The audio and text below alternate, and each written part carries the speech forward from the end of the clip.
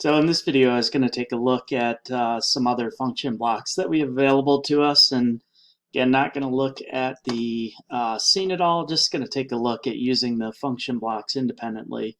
And then you can figure out how to hook up the actuators and sensors to these function blocks and make them perform in the logic that you need to perform.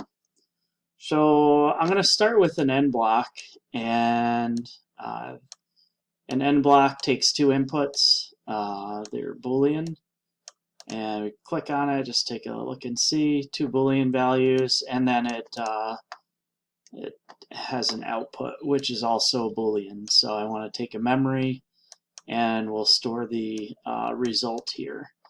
So we'll just start with something simple. So if I were to turn this on or turn it high or 1, and then turn this on, we have our values are ended together, and so the result is that we have a signal or high coming out. So it's turned on, and so great. Turn it off, we could see, and now it's turned off. So I'm going to get rid of this this Boolean output and introduce another function block. So what if we wanted to use something like, we'll go to a JK FlipFlop.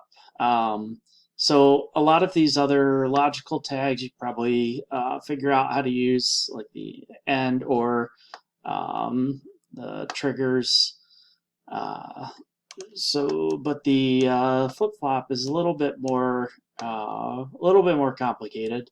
So it certainly has more inputs. So we have a set condition. The set condition is a Boolean value. Clock we won't mess with right now. We have a reset condition. So this JK flip-flop acts like a permanent. It could store your state. So we might want to be able to reset the state. So I'll take a Boolean input and we'll hook it up here. The preset says it sets the output, so we'll leave that to off or low. And then the clear to clear the output.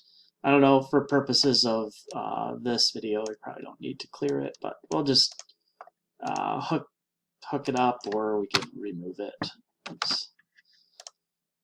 And then on the output side, the output is, it says it outputs a memory value. So great, we're going to store that value in this Boolean here.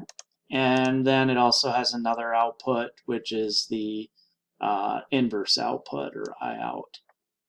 But we won't use that. We could hook it up, we'd see it was actually the inverse. So if this is off, then that's on. So great, now we have an end block that when it gets triggered, sends the signal into the JK flip-flop, and it looks like I wired that up incorrectly. That should have gone to the reset. So the JK flip-flop has been set, and the output is true or high. And I'm going to turn this off now. So we can see the JK flip-flop still has, the output is still true, and it'll remain true until it's reset. So just another example of another function block.